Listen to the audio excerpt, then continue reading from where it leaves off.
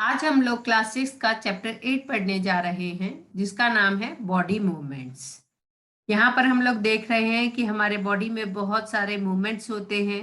ये मूवमेंट्स किस वजह से होते हैं और किस प्रकार के होते हैं यह हम लोग इस चैप्टर में पढ़ेंगे। चैप्टर स्टार्ट करने से पहले मैं आपको याद दिला दूं कि आप मेरे चैनल को लाइक सब्सक्राइब करना न भूलें और बेल आइकन ज़रूर दबाएं जिससे आने वाले हर वीडियो की जानकारी आपको सबसे पहले मिल सके। और कमेंट बॉक्स में लिखना न भूलें कि आपको यह वीडियो कैसा लगा। Human body and its movement. Bones, the heart structure are the bones. जब हम हमारी बॉडी को टच करते हैं तो हमें कुछ हार्ट स्ट्रक्चर महसूस होता है। इस हार्ट स्ट्रक्चर को हम बोन्स कहते हैं। Joints, where the two bones are joint together are called joints. जहां पर हमारे बोन्स एक दूसरे से कनेक्ट होते हैं उसे हम जॉइंट्स कहते हैं। We can bend or move our body only at those point where bones meet. जहां पर हमारे दो बोन्स एक दूसरे से मीट होते हैं या फिर यूं कह सकते हैं कि जहां पर हमारे बॉडी में जॉइंट्स होते हैं वहीं पर हम हमारी बॉडी को मूव कर सकते हैं। These are different types of joints in our body to help us carry out different movement and activities. हमारे बॉडी में अलग अलग टाइप के जॉइंट्स पाए जाते हैं जो कि हमें डिफरेंट एक्टिविटी और डिफरेंट मूवमेंट करने में हेल्प करते हैं। Ball and socket joints, the round end of one bone fitted into cavity of the other bone. Such a joint allows movement in all directions. This type of joint are called ball and socket joint. एक round and एक bone का round and दूसरे bone की cavity में fit किया होता है और इस टाइप के जॉइंट्स में हम लोग हमारे मतलब जहां पर ये जॉइंट्स पाए जाते हैं वहां पे हम लोग ऑल डायरेक्शन में मूवमेंट्स कर सकते हैं।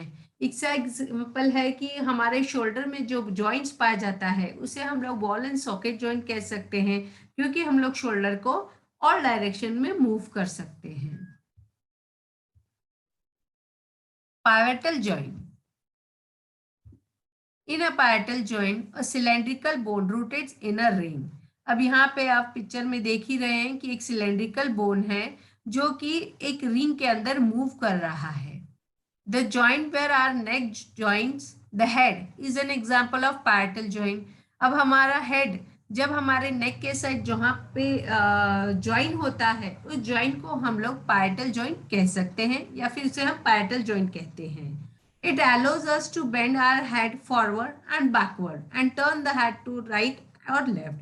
जहाँ पर parietal joint होते हैं वहां पर हम लोग फॉरवर्ड या बैकवर्ड मूवमेंट करते हैं या फिर लेफ्ट और राइट डायरेक्शन में मूवमेंट कर सकते हैं। हिंग joint, the joint which allows only a back and fourth movement is called हिंग जॉइंट। ये जॉइंट जहां पाए जाते हैं वो एल्बो और नी है कि ये इस टाइप का जॉइंट है जिससे कि हम लोग सिर्फ बैक और फोर्थ यानी आगे और पीछे का मूवमेंट कर सकते हैं। इस टाइप के जॉइंट को हम लोग हिंज जॉइंट कहते हैं। यह जॉइंट हमारे एल्बो और नी में पाया जाता है। Fixed joint, the bones cannot move at these joints, such joints are called fixed joints. ऐसी जगह जहां पे हम लोग बोन को बिल्कुल मूव नहीं कर सकते उस जॉइंट को हम लोग फिक्स्ड जॉइंट कहते हैं। Example, joints between the upper jaw and the rest of the head. हमारा अपर जॉ जब हेड से मूव करता है उस जॉइंट को हम लोग फिक्स्ड जॉइंट कहते हैं क्योंकि हम लोग अपना अपर जो है जॉ जो है उसको मूव नहीं कर सकते। यहाँ पर आपको भी पिक्चर में नजर आ रहा है कि हम लोग सिर्फ अपना लोअर जॉ मूव कर सकते हैं। हमारे हेड का जॉ जो है अपर हमारे दो जॉ हैं, एक अपर जॉ एक लोअर जॉ, तो हम लोग सिर्फ लोअर जॉ को मूव कर सकते हैं। अपर जॉ हमारे हेड के साथ अटैच रहता है जिसमें कोई मूवमेंट नहीं होती। Skeleton, all the bone in our body also form a framework to give shape to our body. This framework is called the skeleton. अब सारा जो बोन्स है वो हमारे बॉडी का एक टाइप का फ्रेमवर्क बनाता है, हमारे बॉडी को शेप देता है। इस फ्रेमवर्क को हम लोग स्केलेटन कहते हैं। अब the X ray shows the shape of the bones in our body. अगर हमें ये फ्रेमवर्क देखना है तो हम लोग एक्सरे थ्रू भी देख सकते हैं, क्योंकि एक्सरे से हम लोग हमारे बोन्स का पिक्चर निकाल सकते हैं, जिससे कि हमें हमारे बॉडी के फ्रेमवर्क की जानकारी मिलती है। Sometimes when we are hurt or have an accident, doctor use this X-ray image to find out about any possible injuries that might have happened to the bones. जब हमारा कभी एक्सीडेंट हो जाता है, जब हम कभी बुरी तरह से गिर जाते हैं, तो हमारे बोन्स में काफी हर्ट होता है, तो वह हमें आंखों से नहीं दिखता। तो इसके लिए डॉक्टर एक्सरे निकालते हैं, जिससे कि वह फाइंड आउट कर सके कि हमारे बोन्स में कहाँ पर इंजरी हुई है। Carpals. Several small bones called carpals. Example, bone in fingers. अब हमारे जो फिंगर्स है उसमें काफी छोटे छोटे जॉइंट्स है, क्योंकि जब हम हमारे हाथ को या फिर फिंगर को मूव करते हैं तो हम देखते हैं कि हमारे फिंगर्स 2-3 जगह पर मूव होते हैं। तो यहाँ पर क्या होता है, छोटे छोटे टाइप्स के बोन्स पाए जाते हैं जहां पर कि हमारे फिंगर्स मूवमेंट करते हैं। इस टाइप के बोन्स को हम लोग कार्पल्स कहते हैं। Rib cage. Ribs are joined the chest bone and the backbone together to form a box. This is called the rib cage.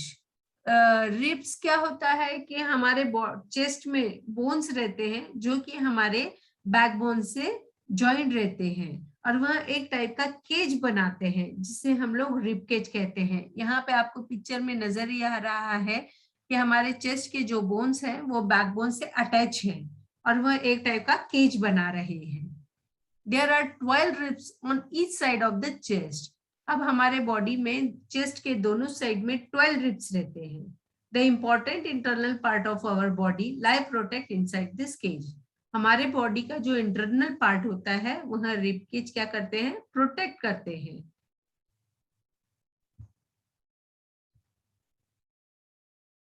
Vertebra. Backbone is made up of many small bones called vertebra. The backbone consists of 30 vertebra. The rib cage are joined to these bones. अब यहाँ पे आपको picture में नजर ही आ रहा है कि हमारे बैक जो हम लोग मूवमेंट करते हैं वो हमारे बैकबोन की वजह से करते हैं।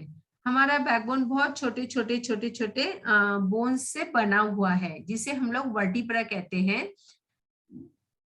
The backbone consists of 33 vertebrae. These rib cage are joined to these bones. हमारे बैकबोन में 33 वर्टिब्रेट्स रहते हैं और हमारे रिब केज उस बोन से कनेक्टेड रहते हैं। Shoulder bones. 2 bones on the back are prominent in the shoulders. They are called shoulder bones. अब यहाँ पे आपको नजर आ रहा है, ऊपर की साइड में देखिए दो पतले पतले 2 बोन्स नजर आ रहे हैं जो कि हमारे शोल्डर में क्या रहते हैं, प्रोमिनेंट रहते हैं। They are called shoulder bones. उसको हम लोग शोल्डर बोन कहते हैं। जहां पे हम लोग हमारा स्कूल बैग वगैरह हैंग करते हैं शोल्डर्स पे, वहां पर ये बोन्स पाए जाते हैं। ठीक है, उसे हम लोग शोल्डर बोन कहते हैं। Pelvic bones. Pelvic bones are enclose the portion of your body below the stomach. This is the part you sit it on. हम लोग जिस पोर्शन से नीचे बैठते हैं वहां पर पेल्विक बोन पाए जाते हैं। यहाँ पे पिक्चर में आपको नजर ही आ रहा है। Pelvic bones are enclose the portion of your body below the stomach. हमारे स्टमक के नीचे का पार्ट रहता है जहां पर कि हमें पेल्विक बोन हमारे पेल्विक बोन पाए जाते हैं। इसी स्ट्रक्चर्स की वजह से या फिर इसी बोन्स की वजह से हम लोग सिट या स्टैंड का मूवमेंट करते हैं। Skull. The skull is made up of many bones joined together. It encloses and protects a very important part of the body, the brain. अब the skull is made up of many bones join together, हमारा school भी बहुत सारे bones को मिलाकर बना हुआ है, और उसके अंदर हमारे बॉडी का सबसे इंपॉर्टेंट पार्ट ब्रेन, जो कि हमारे पूरी बॉडी को कंट्रोल करता है, वह इसके अंदर प्रोटेक्ट किया जाता है, जिससे कि अगर हम लोग बाय चांस कभी गिर गए या फिर एक्सीडेंट हो गया या फिर कोई इंजरी हो गई, तो हमारे ब्रेन को जो है कम डैमेज होने के चांसेस रहते हैं। स्कल जो है हमारे बोन को क्या करता है, पूरी तरह से प्रोटेक्ट करता है। Cartilage, there are some additional part of the skeleton that are not as hard as the bone and which can be bent, these are called cartilage। अभी सम एडिशनल पार्ट रहते हैं स्केलेटन का हमारे body में, जो कि bones की तरह हार्ड नहीं होते, बोन्स को हम लोग बेंड नहीं कर सकते, लेकिन जो वो भी एक टाइप के बोन्स रहते हैं, लेकिन वो क्या रहता है, सॉफ्ट रहता है, जिसको कि हम लोग इजीली बेंड कर सकते हैं। हम लोग उसको बेंड कर सकते हैं, जैसे ही हम लोग उसको छोड़ देते हैं, उस पर फोर्स लगाना, वो अपने ओरिजिनल पोजीशन पे आ जाता है, जिसे कि हम लोग कार्टिलेज कहते हैं। अब यह कार्टिलेज हमारे बॉडी में ईयर्स में फाउंड होते हैं। ईयर्स हो गया, नोज हो गया, आप हमारे अपने नोज को भी टच करके देखिए, हम लोग जैसे बेंड करेंगे वैसे वो नोज या फिर ईयर बेंड हो जाता है, और जैसे ही हम लोग उस पर फोर्स लगाना छोड़ देते हैं, वो अपने ओरिजिनल पोजीशन पे आ जाता है। यहाँ पर कार्टिलेज पाए जाते हैं जो कि सॉफ्ट होते हैं। Muscles, two muscles work together to move a bone. अभी बोन अपने आप मूव नहीं होता, अब बोन को मूव करने के लिए हमारे मसल्स उस पर वर्क करते हैं। टू टाइप्स के मसल्स हमारे जॉइंट्स में रहते हैं, जो कि हमारे बॉडी को मूव करते हैं। मसल्स वर्क इन पेयर, वो एक पेयर में काम करते हैं, जोड़ी में काम करते हैं। When one of them contract the bone is pull in that direction, जब एक कॉन्ट्रैक्ट होता है तो बोन को क्या करता है, वो उस डायरेक्शन में खींचता है। The other muscles of the pair relax, जब एक कॉन्ट्रैक्ट होता है तो दूसरा क्या होता है, रिलैक्स हो जाता है, to move the bone in the opposite direction, और the relax muscles contract to pull the bone towards its original position. अब जो कॉन्ट्रैक्ट रहता है वो बोन को अपनी तरफ खींचता है, और जो रिलैक्स मसल्स रहते हैं वो क्या करते हैं, contract to pull the bones towards is original position पे, वो बोन्स को अपनी ओरिजिनल पोजीशन पे लाने में हेल्प करते हैं। While the first relax, a muscles can only pull. Muscles क्या करता है, सिर्फ खींचने का काम करता है, इट कैन नॉट पुश, वो उसको पुश नहीं करता। Thus two muscles have to work together to move a bone। इस तरीके से क्या होता है, दो टाइप के मसल्स क्या करते हैं, बोन्स को मूव करने में हेल्प करते हैं। यहाँ पे आपको पिक्चर में नजर ही आ रहा है कि दो पेयर है मसल्स के, एक ऊपर की साइड में, एक नीचे की साइड में। अब जब पहला कॉन्ट्रैक्ट हो रहा है तो वो बोन को अपनी तरफ पुल कर रहा है, और दूसरा रिलैक्स हो जाता है, और जब वह कॉन्ट्रैक्ट होता है और पहला रिलैक्स हो जाता है तो बोन्स क्या हो जाते हैं, अपने ओरिजिनल पोजीशन पे आ जाते हैं, और इस तरह से क्या होता है, हमारी बॉडी में मूवमेंट्स होते हैं। गेट्स ऑफ एनिमल्स, अब जिस तरह से ह्यूमन बॉडी में मूवमेंट्स होते हैं, उस तरह से एनिमल बॉडी में भी मूवमेंट्स होते हैं। उसमें से एक दो एग्जाम्पल हम देखेंगे। पहला एग्जाम्पल है earthworm. The body of an earthworm is made up of many rings joint end to end. अब जो अर्थवॉर्म की बॉडी है वह बहुत सारे जॉइंट्स को मिलाकर बनी है, एक जॉइंट दूसरे जॉइंट से कनेक्टेड रहता है। यहाँ पे आपको पिक्चर में नजर ही आ रहा है। And earthworm does not have bones, earthworm की बॉडी में किसी भी प्रकार का बोन्स नहीं होता।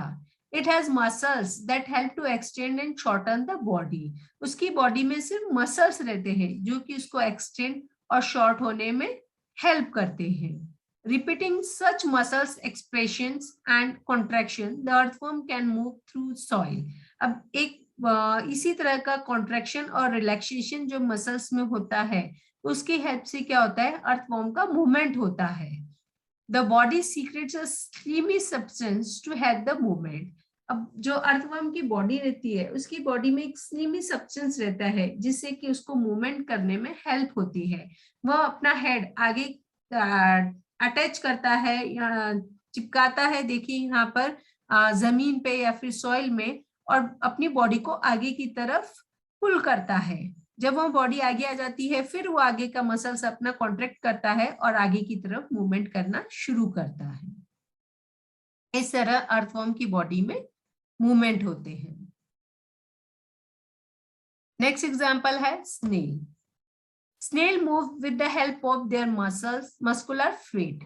स्नेल्स उसके मस्कुलर फ्लूइड की हेल्प से मूव करता है। They produce a wave like motion along their feet. उसकी जो फीट रहते हैं उसमें वो वेव लाइक मोशन करता है। Contraction and stretching their muscles. अब इसमें भी आप देख रहे हो कि उसकी मसल्स में कॉन्ट्रैक्शन हो रहा है, स्ट्रेचिंग हो रही है, which pushes the body of the snail against the surface moving in the forward direction। और इसकी हेल्प से वो क्या करता है, जो भी सरफेस है उसके ऊपर मूव करता है। उसकी बॉडी में जो मस्कुलर फिट रहता है उसमें वेव लाइक वो मोशन करता है और अपने बॉडी को कॉन्ट्रैक्ट और रिलैक्स करके वह आगे की तरफ मूवमेंट करता है।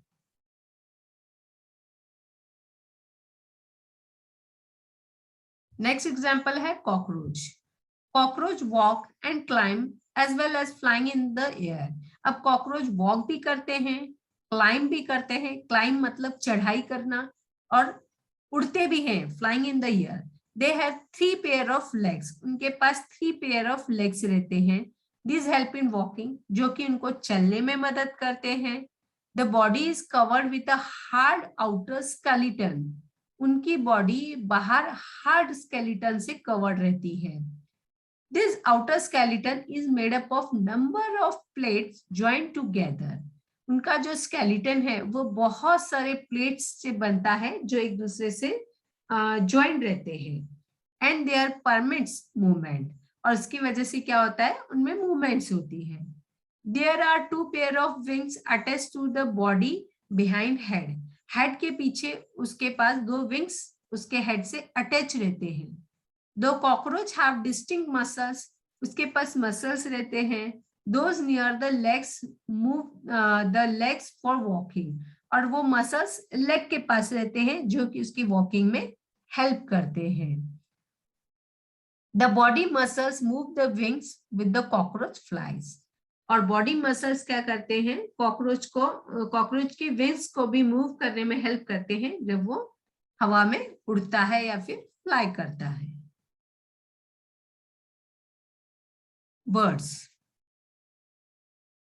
Birds fly in the air and walk on the ground। अब birds जो रहती है वो हवा में उड़ती भी है, ग्राउंड पे चलती भी है। बहुत से birds आपने देखे हैं, ऑब्जर्व किए हैं।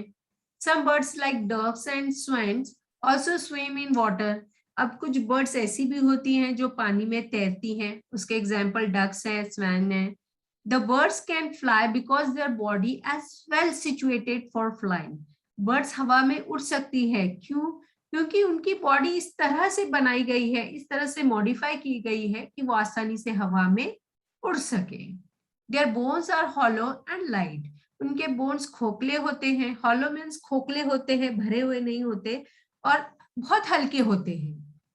जैसे कि हम लोग पाइप का एग्जाम्पल देख सकते हैं कि एक सिर्फ आउटर स्ट्रक्चर रहता है, अंदर से होलो रहता है और लाइट रहता है, लाइट वेट। जैसे हम प्लास्टिक के पाइप देखते हैं उस तरह से बर्ड्स के बोन रहते हैं, हॉलो रहते हैं और बहुत लाइट वेट रहते हैं। The bones of the hind limbs are typical for walking and perching.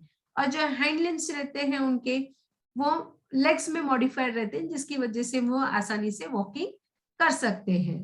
The body the bony parts of the fore limbs are modified as wings. और जो उनके बोनी पार्ट्स रहते हैं वो फोर लिम्स के, वो मॉडिफाई एज अ विंग्स, वो as a पंख में मॉडिफाई रहते हैं। विंग्स मीन्स पंख में मॉडिफाई रहते हैं।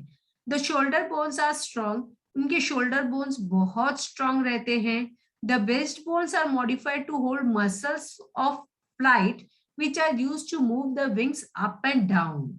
और जो उनके बेस्ड बोन रहते हैं वो इस तरह से मॉडिफाई रहते हैं कि वो जब हवा में उड़ रहे हो तो उनके विंग्स को ऊपर नीचे मूवमेंट करने में हेल्प कर सके।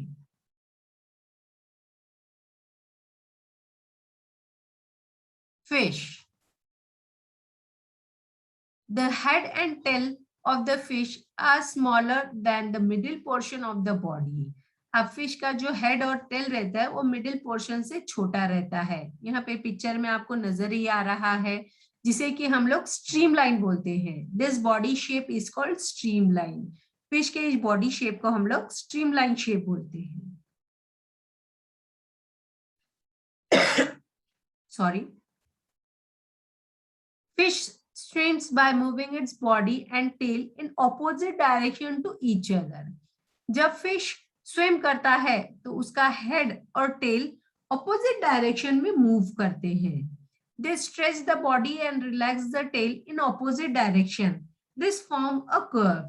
वह उनके बॉडी क्या होती है, स्ट्रेच होती है, रिलैक्स होती है, उनका टेल और हेड ऑपोजिट डायरेक्शन में मूव होता है, जिसकी वजह से क्या होता है, कर्व बनता है. Then quickly the body moves other side and the tail of the opposite side. This creates the junk and push the fish in the forward direction. और फिश अचानक से मूव करती है. आपने देखा है कि फिश बहुत फास्ट मूवमेंट करती है. Then quickly the body moves other side. जैसी बॉडी अदर साइड में मूव करती है, the tail of the on the other opposite, this creates a jerk. और जैसी ही टेल ऑपोजिट साइड में जाती है वो एक टाइप का जर्क करती है, एक टाइप का पुश करती है फिश को, जिससे कि फिश का डायरेक्शन आगे की डायरेक्शन में मूव होता है, यानी फॉरवर्ड डायरेक्शन में. फिश फॉरवर्ड डायरेक्शन में मूव होती है, आगे की तरफ मूव होती है. Fish also have other fins on their body which mainly help to keep the balance of the body and keep direction while swimming. Fish के बॉडी में और भी टाइप्स के फिन्स होते हैं कि जो कि बॉडी को बैलेंस करने में मूव करता है. जब वो मूवमेंट कर रहे होते हैं पानी में, उनको बैलेंस करने में मूव करता है और डायरेक्शन चेंज करने में भी मूव करता है. Snake. Snake have a long backbone. अब स्नेक के पास एक लंबा बैकबोन रहता है. They have many thin muscles. उसके ऊपर बहुत छोटे थिन पतले मसल्स रहते हैं. They are connected to each other even though they are far from one another.